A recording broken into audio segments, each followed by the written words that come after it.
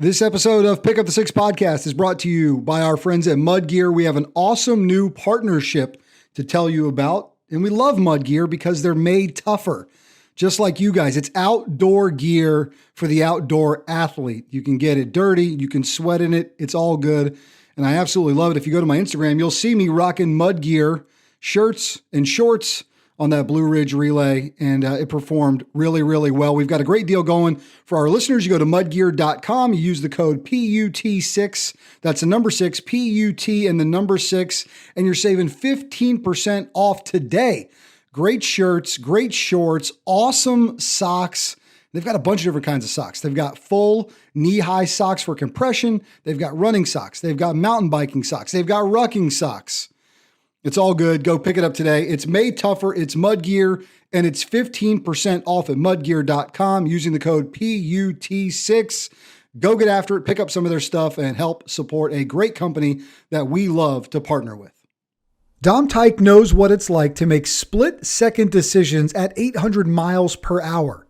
It's that single-seat mindset that serves him well while in the cockpit of an F-16, and he's aiming to deliver that mindset through a book and growing community that guides those looking to define or redefine their purpose in this life by compiling short, punchy, and impactful stories from America's warriors in the air, the American fighter pilot. Oh, and he's doing all of it while directing 100% of the proceeds from the Single Seat Mindset book to a childhood cancer foundation. They call him Slice, and he jumps into the studio with us on this episode of Pick Up the Six podcast. Brian Jodas back once again for another episode of Pick Up the Six podcast. It's Dom Teich who joins me. What's up, man? How you doing? Good. Thanks for having me today. Excited to do this. Our paths cross from our friends at Podmatch, so just a thanks to them, right, for helping connect people in the podcast space. It's been awesome, man. We've had probably over a dozen interviews at this point from folks through Podmatch, and so we sort of matched up. I tell people it's like speed dating for podcasters, which is a pretty accurate assessment. Yeah. Both swiped right. So here we are. Yeah. Nice. I'm in the same boat. Yeah. Yeah. How's it's Monday, man? How's your Monday going? Yeah. Monday's going great. This always like to knock off the week or start out the week with one of these to just get off on the right foot. Yeah. Let's hope we do that. We'll get up in the aircraft with you, get to know you a little bit, hear your story. Yeah. Path to the military. Guys flown fighter jets across the globe. We're going to hear why they call you Slice. And I'm excited because we've got Slice and Dice together on this episode. So what's not to like, man? Something good is bound to happen. Yeah. Yeah. All right. So take me back to the beginning of that journey, man. When did you know you wanted to fly and specifically get into some fighter jets in the United States Air Force? I wasn't a kid that grew up, having the swagger and everything figured out. Those people exist. It wasn't me. Which I think is kind of a cool message for younger kids that are maybe entertaining or don't have a guide or a coach to help them along that path. Is I wasn't born to be a fighter pilot. It's something that I grew into one step at a time, right? And I there were things that I definitely did during my childhood and then into my adult years that really helped that path, right? Because it's there's not a ton of spots. Not everybody can do it. However, a lot can. A lot are very well set up for that. But you can make poor life decisions when you're young. 8 years old to 16 years old. Those are some formative years that if you're out smoking dope and doing things like that can really hamper your ability to run that path. So. Yeah, as a little kid, I just loved airplanes, loved air shows. That's pretty common. But then, building a fighter jet at 7 years old, a little plastic model on the kitchen table with my dad. I still have that little jet model, and then at 12 years old, standing on the flight deck with my uncle as the mechanics for Alaska Airlines are doing engine runs. And just looking at all the controls and being in the cockpit and thinking, I had thought that, well, my uncle's a mechanic. I like wrenching on stuff. Yeah. Let's give this a go. Let's do that. And then maybe I'll run into some pilots and I'll start flying that way. Well, at 16, I was basically in an aviation mechanic school. I had signed up for it. And as I was about to start, a counselor handed me a flyer that was basically an introduction to the flight school in Tucson, Arizona, because we had moved there. And we went down and talked to the chief pilot, and my old man was there asking questions, and it was all going. The meeting was going good until the chief pilot mentioned how much it was going to cost, and I was like, "Oh, I'm screwed now." But where there is a will, there's a way, and there's a lot of banks that'll loan you money to do to make different career paths. So I started flying at 16, and then I worked pretty hard. I was a go-getter. I worked 3 jobs, and then when I was finishing up my last 2 years of college at 18, I got hired to be a flight instructor, and so I got to teach people how to fly. And then getting picked up by an airline at the same time as getting picked up to the Air Force. So they gave me a job to be a pilot, and I decided to take the Air Force route, and then that's its own path too, right? Competing to get into a fighter jet is at times it's not fun because it's a lot of work. But man, after 4 or 5 years of flying fighter jets, and once you get good at it, that's when a lot of the fun stuff starts to happen. Yeah. Where'd you go to school? A bunch of different places, but my degrees are from Embry. I call it Embry Ridiculous, but Embry-Riddle is where I have my undergrad, and then I end up getting a master's with them as well. But you already had, you had a pretty extensive knowledge base of flying, right? So it's not like going to college, commissioning the Air Force, and start that process. Then you were a little bit maybe ahead of the curve on some of that stuff. Yeah, and I think there's some value to because my dad worked with a couple of retired fighter pilots, and so I got to pick their ear. And then also when I was going through Embry-Riddle, I went to a satellite campus for a while in Tucson, and there were a bunch of retired fighter pilots. So I got to talk to fighter pilots before I even went in the Air Force, which was cool. And a lot of them said, hey, when you go to Air Force pilot training, don't tell them about any of your experience on the outside, because 1, they don't care, but 2, if you suck, right, then they're gonna blame us. They're gonna then you're just like, you're creating problems for yourself. So I did that. I actually, it was 3 days prior to graduation, I had already gotten a fighter track. I had already, as I'm getting ready to graduate, you still got to go to pilot training, all that stuff, right? Yeah, so I was through undergraduate pilot training for the military, right? And it was 3 days prior to graduation where an instructor looks over at me and he's like, "Dude, I didn't know you had over 1,000 civilian hours." And so I kept it a secret. I don't know how it snuck out towards the end, but a lot of guys that didn't have civilian time said that your civilian time isn't going to really help you, and that's completely false. There's having some air under your ass and like some flying time. Oh, it's huge. Just the concepts, it feels to me like it can only be a positive. I get the sense that they're going to have to retrain you on this is the way we do things here. Yep. But just that, dude, just going through it, just being up there for the first time, just pulling a G, right? Like, I felt some of this before. Maybe it's a little different when you get behind the stick of something that's burning through the atmosphere. But you got to have some familiarity. But I also wonder, not a target on your back, but were some of those guys a little extra hard on you once they knew that? No, because I was done. You were good. I was through the program. I had done my last flight, and I was literally waiting for, it wasn't track. Anyways, it was the graduation day coming up. So I had finished tests, academics, flying, like all simulators. It was all done. And so at that point I was like, well, you guys know now, but it's fine. Like, lift, weight, thrust, drag, the 4 forces of flight, those don't change if you go from military to civilian. So there are so many concepts that, I had years of experience on the civilian side teaching that stuff and how to, teaching civilian pilots how to fly an instrument landing system, and just going through those concepts and talking to air traffic control, asking for taxi instructions, like all of those basics that just because you're in the military, those don't change. Right. You still have a radio and do all those basic things. So what did you notice a big difference from that civilian world to then, all right, checked in military world, specific to some of the logistics of flying and just the way things are operated? Yeah. So and this isn't a dig on the military, but my going from civilian to military, there were tons of positives, and there were also some other aspects that were confusing to me.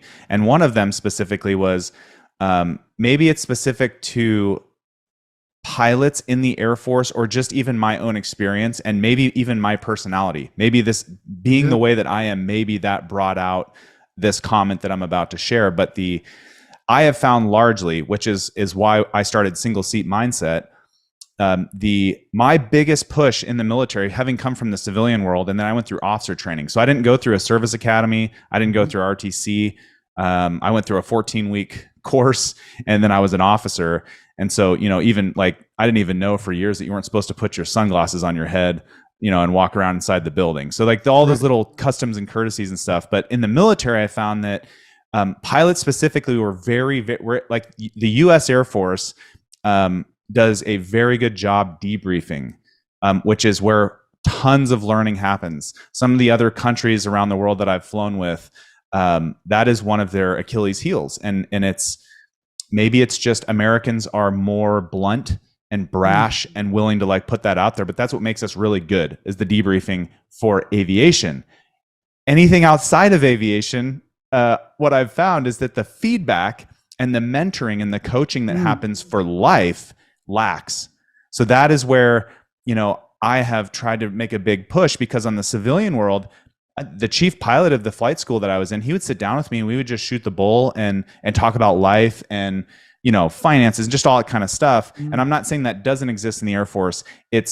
We get so busy deploying and doing all this stuff that we forget to talk to each other about the things that really matter: your family, your wife, your kids, where your kids going to school, what are you struggling with? If you're Christian, those are important things. Yeah, and those are really the bedrock of the majority of your daily life. And when those start to fall apart, your marriage, your kids, in my specific instance, I had some rocky times, after 2 deployments and 30 plus trips around the world. It wasn't until a few years ago where I moved to Phoenix here that I was actually together with my wife more than I was away. Wow. So, I was 6 years away of the first 10 years, and we had 6 moves in the first 10 years. So it's just like, there's a lot of stuff going on that is outside periphery to what you're doing in the military. So that's what I would say. Like, it's not a dig on the military. Again, I'm going to go ahead and take ownership of that and say that maybe I wasn't asking the right questions, but it wasn't coached and it wasn't mentored to do that. So that's one of the big passions that I have, is to teach some of the younger guys about the the periphery aspects of life outside of the fighter jet world. Because when they get to us, Brian, these dudes have worked a long time to even step in the door on training day 1 here at the F-16 schoolhouse. So they're already driven to do that. Very rarely will we get attitude problems. Most of them are just so jazzed to be here. So that would be kind of the big overarching thing that I saw from civilian to military. The civilian, there's Part 61 flight training, which really what that means is that it's just a dude at an airfield that can teach you how to fly. I worked for a 141 school, so I was actually in a college that had a syllabus. So it was very structured. And then when I got into the military is very structured, specifically with their syllabus and their training and all the blocking and tackling that happens. It was very similar to how we did it, with the addition of the debriefing. The debriefing is where the military just did a very, very good job of addressing all the little intricacies of what happened and how to get better on the next flight. I love it. It's called the Single Seat Mindset. We're going to talk about the genesis of that, right? You've already hit on a little bit about what you're hoping to do through it. Tell us what flying F-16's like, and tell us why they called you Slice. Okay. Flying an F-16 is, it's like kind of like the first time I flew a civilian airplane, which was like sitting in a lawn chair with a mower engine on the front, except now you're going about 10 times as fast. Everything is really smooth. So the faster you go, if you're in a little Cessna airplane and you're on like an afternoon here in Phoenix, you're gonna get bumped around. And the F-16 gets bumped around a little bit because you're going so fast, it dampens it out, and we have fly-by-wire controls. So it's very, very smooth. I mean, you move the control stick a centimeter and the jet's moving around on you. So it's very sensitive.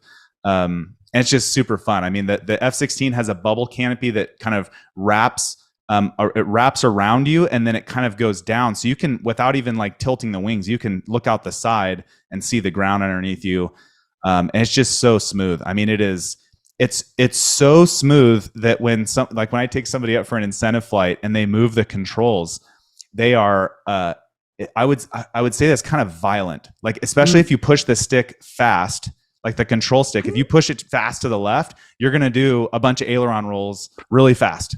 And if you're not used to that, and your somatosensory system, so all the stuff that controls like the inner ear, like water, like we shouldn't be doing this. We shouldn't be doing this. Yeah, your body's like, this. We weren't designed for this, right?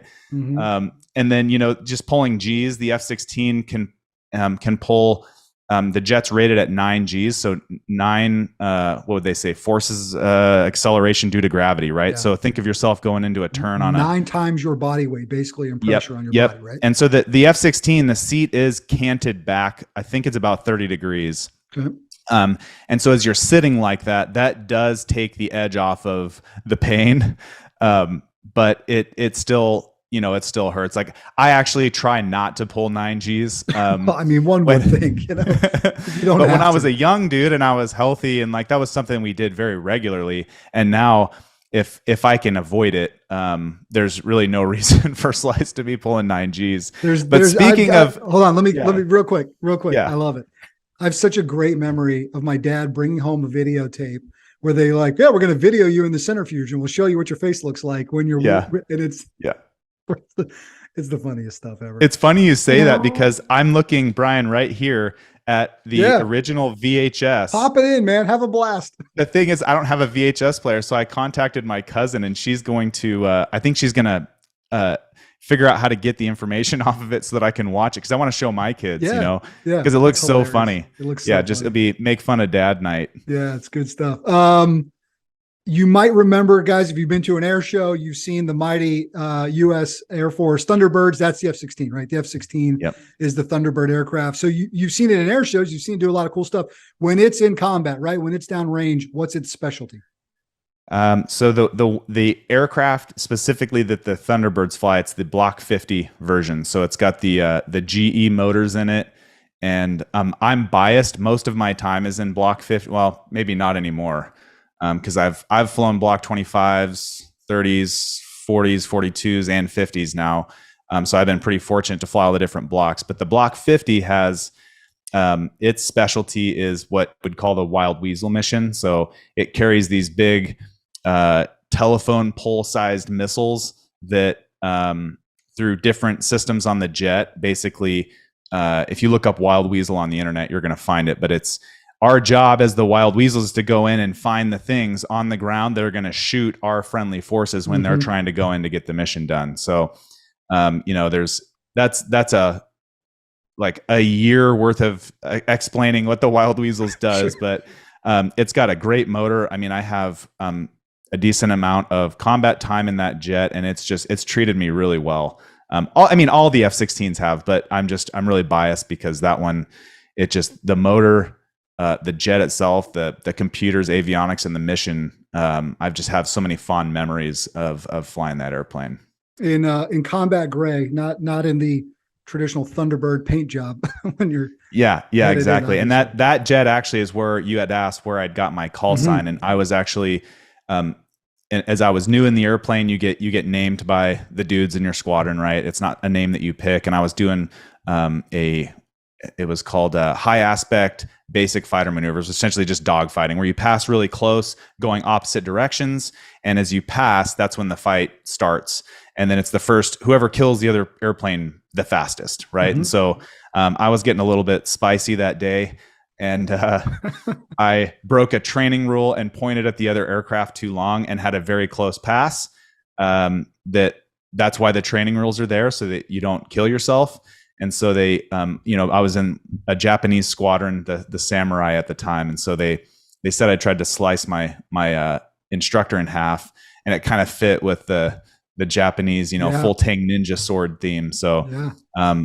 I was fortunate, right? I've been called a lot of worse things in my life, so I was pretty happy to get the call sign Slice, because up to that point, I had several different nicknames that I had been called that are for a different time and conversation.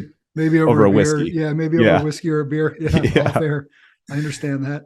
Yeah. That's awesome, man. That's a good story. Thanks for sharing it with us. Air Force aviator. You watch Top Gun movies? Where are we at here on Maverick? Thoughts, analysis, critique. Yeah. So Rotten Tomato score. I thought it was for what they did. I thought it was very entertaining. I thought the cinematic elements of the video were done really well. I think that most people share those sentiments. Now, if you want to talk about like the tactics and what they were doing and all that stuff, I just had to laugh. It looked really good, and the way they encapsulated the flying stuff was pretty incredible. Yeah, the only downside is moments, where they're running around outside of the aircraft where you're like, yeah. And the jets they were flying too, like the other downside is that we have a single seat mindset, and they have 2 seats in the F-18s. So Tom Cruise was flying a single seat F-18, but they were flying the Super Hornet F-18 version, which is why they had a guy in the back. Right. And it's not a dig at them. I mean, even within single seat mindset, we've had 2 seat, as long as it's a fighter pilot mindset, right? If you're a pilot in a pointy nose jet, the guy in the back is not he's not a pilot. It's not a dig at them. It's just there's something about being a pilot in the fast jet business that's when you've got the stick, right? And I can't relate to this personally, but just from hearing stories and having it in the bloodline, there's a difference between you got stick. Now, it doesn't mean you don't need the Wizzo in the back, right? You don't need that guy or gal to do what their job is, but somebody ultimately is responsible for the outcome of that aircraft. Yeah. Right. That falls on you guys. So tell me about the single seat mindset. You've talked about it a little bit. What is it?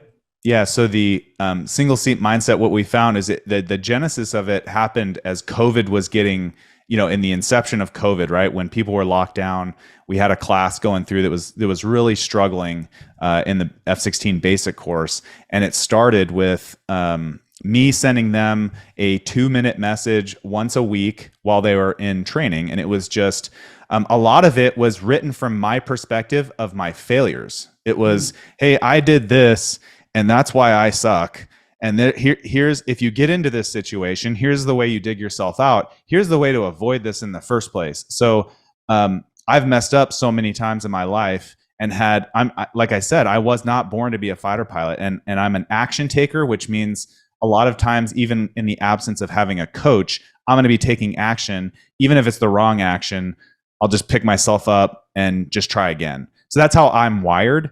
I think that being a fighter pilot has definitely helped that mindset grow even more. There are good and bad to it, right? But most of the time, when you see the people sitting around figuring, I call them, they call it analysis paralysis, or the figurers. I'm already a mile ahead of them because I just start running. So I'm running down other tracks. So I took my lessons, packaged them into a little message that took on many different forms. The program's now called the Competent Wingman, but we automated it through singleseatmindset.com so that other people can use it, right? Because we started seeing airline pilots use it and other things. So we took those little messages, we being me, and then I put it into a blog. And then I was sick of sending something out every week to all these different classes. So then I created a website, figured out how to automate it so that they could sign up for it if they wanted, just put their email in, right? And they get these little messages once a week. And then I started talking to some of the older fighter pilots. I'm like, if you retire, your story is what are you doing with your story? How do we get that out there? So that's where Single Seat Wisdom, the book, started, right? And it's basically a compilation book of 20 fighter pilot stories, each from a different fighter pilot, each with a different message. And it takes you about 10 minutes to read each one. So they're short, punchy, anecdotal, impactful, and then it's the fighter pilot's wisdom or spin at the end of the chapter. And it's not just aviation. Now, granted, it is from the mindset of a fighter pilot, but I mean, we're talking about, fighter pilot fatherhood is one of the chapters. Perspective from one of the pilots that, lost his wife to cancer, right? Just really impactful stories, even for me reading them. And so basically, my company just packages those stories together. We put it in the book form, Kindle, what have you. We haven't recorded them. We don't have them on Audible yet, unfortunately, because we're were less than 2 years old. Sure. But that's kind of where it grew from was, I wanted to coach and mentor the students, but we didn't have access to them because they were locked down on different schedules. So I was like, well, how do we reach these guys and help them? Which then quickly turned into a blog, website, automating that program. And then now we're up to several books. As of this recording, we're publishing Single Seat Wisdom Volume 2. So it's 20 new chapters, all from a different fighter pilot. And then I was talking, you had talked about Podmatch. I was talking to an F4 fighter pilot the other day, and he signed up for chapter 1 and volume 3. So we already have volume 3 kind of like unofficially launched for, when was he flying F4s? What's that? When was he flying F4s? I don't know the exact year, but I mean, if you know how old the F4 is, it was a minute ago. Yeah, it could have been a while. I just love it's not like you really asked anybody's permission to get going with this thing. You sort of saw a need, and it even goes back to like your days. You said before, not a knock, right? Great at debriefs, but we're missing a little mentorship, at least from your perspective. And you're like, maybe I can create this thing around this where it can help these folks, but it also seems to me like applicable outside of the aircraft. Yep. Yeah. I mean, I had a guy from, I think, Minnesota emailed me, and he's like, I'm a floor manager for a large air conditioning company, and I'm seeing these issues. And I read this chapter on whatever. And like, I did that, and I signed up for the Competent Wingman program at singleseatmindset.com. And it's leveraging, for single seat mindset. If I could like wrap that up and go, what is it? What I found was that outside of fighter pilots, even goal-oriented individuals, people that want to, advance the puck down the ice, if you want an analogy, they don't really like rigid structures, slow processes, right? They just want that stuff to move to the side, and they, let's get going. Let's have some outcome to our day. I want something measurable, so we know we're moving forward. And, fighter pilots like myself, like the ones we have now, over 40 fighter pilots on our team through Single Seat Mindset. So it's not just messages from me, which was the reason why I kind of cast the net wide, is I'm like, let's get all of your stories out here, because you guys bring a completely different perspective. So fighter pilots make, split-second decisions at like 800 plus miles an hour. We do that every single day. So it's not necessarily that we have superhuman strength. We're just trained for that. So how do we take that training, leverage it into other, peak performing professions, athletes, coaches, anybody that wants to kind of get through life? And that's why we created Single Seat Mindset, was to just show others how to avoid our failures, but then go, hey, here's a little bit of way to control your path to success. Because you can't control everything, but here are some things that allow you to weather those storms as you're running down your trail. And it's not an A to B line, it's a zigzag, right? So you kind of weave yourself there. Who else is part of this thing with you? You talked about those other 40, right? Who else is part of this group? Tell us, right? So we now have, as of this second, we have fighter pilots from every service. So Air Force, Navy, and Marines. So we have, I'm trying to think, we don't have an F4 pilot yet that's written a story. So that's volume 3. You're working on it. Yeah. It would be so super cool to get a bunch of F100 series. So the Thud, the 101, the F100, like I got an F111 guy, if you're interested.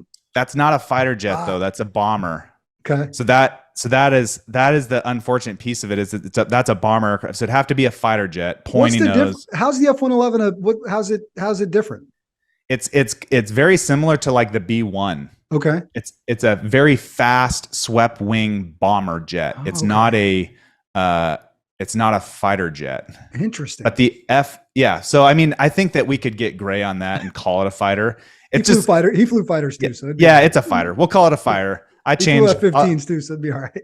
Oh, okay. Yeah, there you go. F-15 for sure. Yep. I don't know. I need to think a little bit more about that. Who else is in this group though? Yeah, tell me who else is in this group. So all the different services are represented. All the different jets. I don't know if you want names. We can pass you those later. No, but it's just cool, man. I just love how it's grown, right? You've built this community up around it.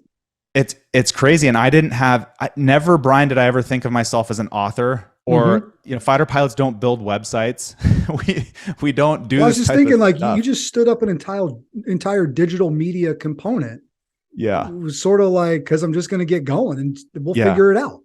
And it sucked. I bet. It sucked because I didn't have a coach or a guide initially. I was, it's kind of, I had the mindset, but then I didn't have somebody going, you need to be doing this. So I was kind of figuring out a lot of my stuff on my own, and I was just taking action. And what that meant was that, I mean, the first website that I built, and I know like there's probably better terms for this, and there's probably something I was doing, but it crashed like 5 times. It just completely imploded, and I had to start over like 5 times. Yeah. So, there's just so that's where I would have been like, dude, just use these. There's so many options of like drag and drops, and like just take it easy. Like, I know. The thing is though, is that how do you even know to look for that or to do that, right? So and then just writing. You built the airplane as you were flying it, obviously, which makes sense for this group.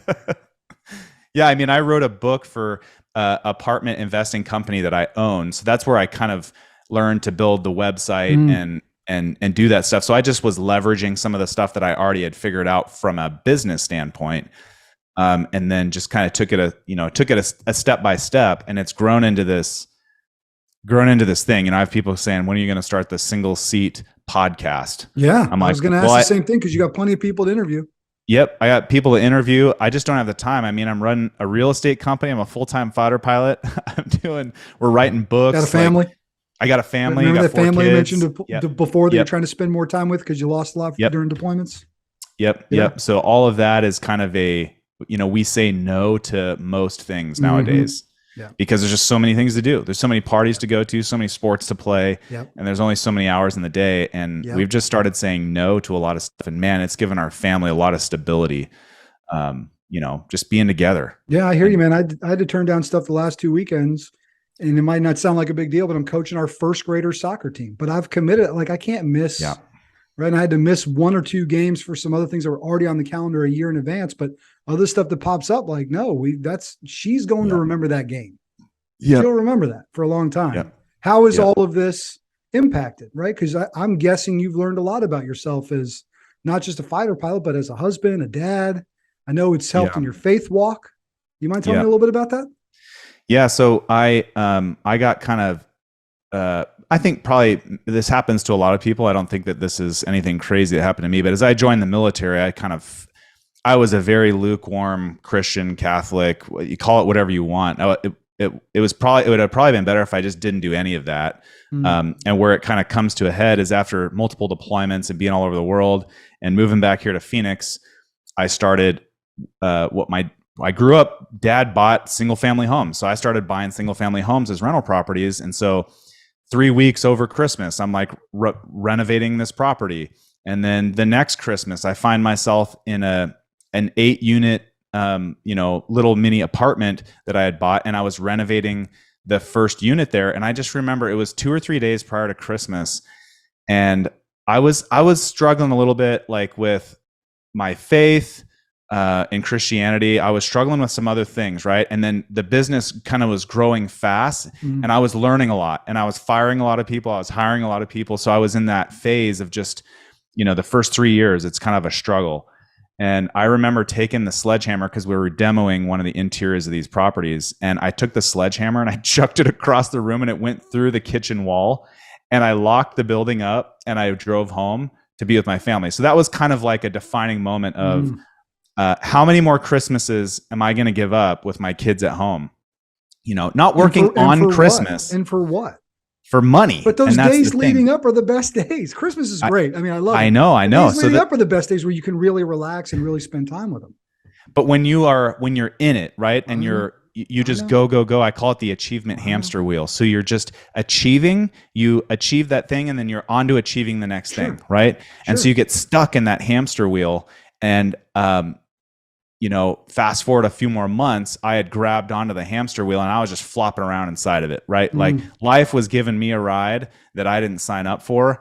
And that's where, I found myself, in counseling and going through some other stuff, because my trash can that I throw all my junk in, I just kept throwing it. I never emptied it. I never took the trash out, and it freaking blew up on me. And it was probably one of the best things that ever happened to me, just getting kind of mentally broken down, not physically, but just breaking down and going, okay, well, where do we go with this? Like what's important in life? And I tell you what's not important. If you start with money, you're always going to fail. Eventually you'll fail. It'll just rip you apart. And that's where, there was many other things. I mean, that's its own conversation in its thing, but like as of 2 years now, I had what, I don't know, what do you want to call it? The Holy Spirit, an encounter Mm-hmm. with Jesus, whatever. But like that has changed our lives. It's changed my family's life. It's changed my life. It's, I probably have 10 times as many things going on now. And I probably work 50% of the time, because we're grounded in what is the truth, right? Which is not money and cars and your house and all that junk, right? Dude, the timing of this part of our conversation is not coincidental. So if you, like me, sat in a pew yesterday on Sunday, and if you heard the gospel reading, and today is the 19th of September, so you can go back and look at whatever Bible app you want and see what the daily gospel message was. You cannot serve two masters, God and mammon. Mammon is your work, how you make money, how you provide. You can't serve both. You must serve one over the other. And we know the answer of which one it's supposed to be. So I wasn't even planning on talking about that, yet here we are. And you just said, like, I was chasing this one thing. I said, well, what I tell you is, right, be steadfast, be diligent in your mammon, right? Work hard, provide for your family, but you can't supersede ultimately what we serve, which is a great and powerful God. I know you agree with me on that one, and I'm just glad we got a chance to talk about that. We don't do that every episode here, but call it what it is, right? That's not by coincidence that we heard that message yesterday. Yeah, that's so true. And it's the same. It's written elsewhere. I can't quote it off the top of my head, but it's for the love of money is the root of all evil. So that doesn't mean that you can't make money. Right. That doesn't mean that you can't be wealthy, but you can't love the money. When you start loving the money, and it's funny you say that, Brian, when I started Single Seat Mindset, it was, I had started businesses before, but when we started it, I said, I'm not going to keep any of this money. We are giving 100% of the proceeds to a children's cancer nonprofit. And so all of the money that Single Seat Mindset makes, we give away. And that took a lot. It took many years of failures for me to get to that, because there's one point where I was like, do I love money? What am I willing to risk? Am I willing to risk my relationships with my kids? Am I willing to lose more Christmases and no, I'm not. That doesn't work. And, if families get torn apart for it, and you got to have a healthy understanding of it. But to prove to myself that I'm not doing it for the money, I give it all away. And it's uncomfortable, but holy smokes, then people are just like, fighter pilots, they all pay. All of these authors pay the children's cancer nonprofit to be a part. So in order to write their chapter in the first place, they send the payment right to them. So I set something up with the foundation so that I can track it on my webpage to see if people are paying and all that stuff. But that money doesn't go to me at all. It just goes straight to their accounts. So I don't have to pay a tax on it. That's one of the other big things. But they give direct to the foundation, and then they write their chapter. So they're giving on multiple fronts to even participate. That's awesome. And then I tell them, I'll do all of the stuff that's not fun about designing a book and all of that stuff. That's just, it's garbage. That's what prevents a lot of people from writing a book, but we've done it before. So you write the story, we'll go back and forth, we'll fine tune it, we'll send it to a copy editor, we'll get it all designed and professional looking, and then we'll get her published. It's awesome, man. Tell them where they can go again, because now it's like everybody better flood that. Go sign up for that. The money's going to a great place. So tell them where they can go. It's all the launch pad is singleseatmindset.com. It's all right there. I don't do this for every podcast, but if your listeners have listened to this point, if they go to singleseatmindset.com/podcast guest, it's one word, all lowercase, podcast guest, they can get a signed copy of Single Seat Wisdom Volume 1 for free. No strings attached. I'll send it to you. I've done it before. So they can go sign up there. I don't sell their information. I want to get the book in their hands, because if somebody signs up for it and gets that book, you can re-gift it and help even more people with the message. Freaking Slice, man, hooking you guys up. You just heard it. Doesn't do it always. It just gave you an incredible opportunity to not only support, right, help be a part of something good, but man, add a couple arrows into the quiver, man, right? Add a couple in there to get yourself a little bit better. Last thing before we go, I just think about you talking about going through hard times. And, my dad tells me this story. I've heard him tell in front of a lot of people. He's in the middle of a massive operation at the tail end of his career, right? At this point, he's been in the Air Force for 35 years. Wow. Right? It's Operation Unified Protector. Like, the eyes of the world are watching. It's a big deal. and he's out of whack. And he admits, he's like, I Yeah. got myself out of whack. I let some of my priorities get out of whack. I had to take a pause in the middle of this thing and like recenter, refocus on my faith and my family, and even pull myself out of that. So there's lessons in that where no matter what you're going through, whatever you're thrust into, right? Keep those priorities. And if you got to pull yourself out of something to refocus and remember what's important, you can always do that. I'm a believer that you can always do that. Yep. And there's people around you that'll help you too and help you stand back up. You just got to ask. So I had to put my pride away and ask for help. And that was my first lesson. Yeah. He's Dom Teich. They call him Slice. It's the single seat mindset. Go to their website, singleseatmindset.com/podcast guest. He's got a great opportunity for you guys to be a part of it. Dom, I appreciate it, man. Thanks. Thanks, Brian. Had a ton of fun. Me too. That's Slice. I'm Brian Jodis. That's been this episode of Pick Up the Six Podcast.